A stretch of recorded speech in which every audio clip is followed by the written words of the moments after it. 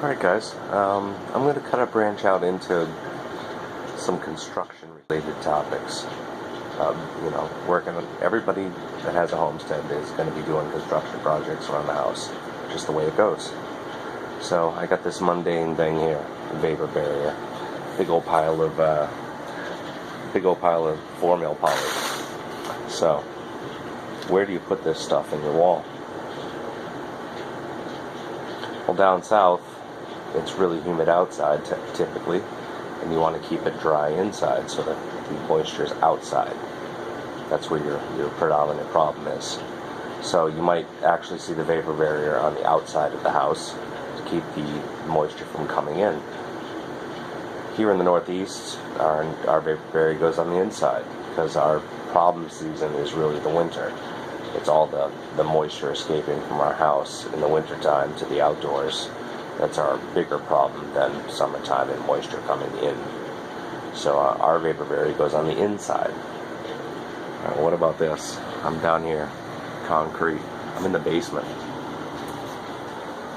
All right, so where do you put your vapor barrier in the basement? Okay, think about it. This is actually an easy question to answer if you just think. Everybody's basement is moist. Most people's basement is moist anyways.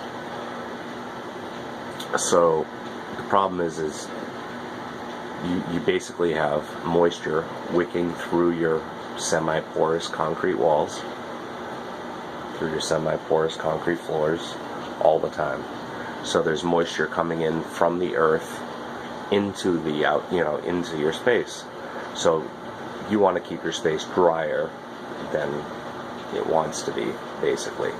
So where does your vapor barrier go? It does not go on the inside, it goes on the outside.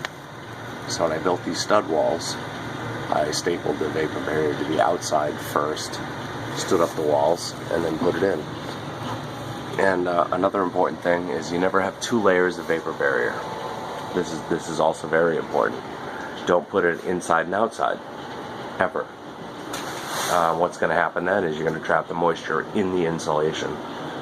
It's going to get in there and it's not going to be able to get out, and your insulation is going to rot. So, just a little tip, think about it. You got to think about where the water is in your particular situation. And like I said, south is different than north. Basements might be different than upstairs. But something to consider. Where do you put the plastic? Well, anyway, so it's a quick little tip. I hope somebody finds that useful. And think about that when you're framing out your basement.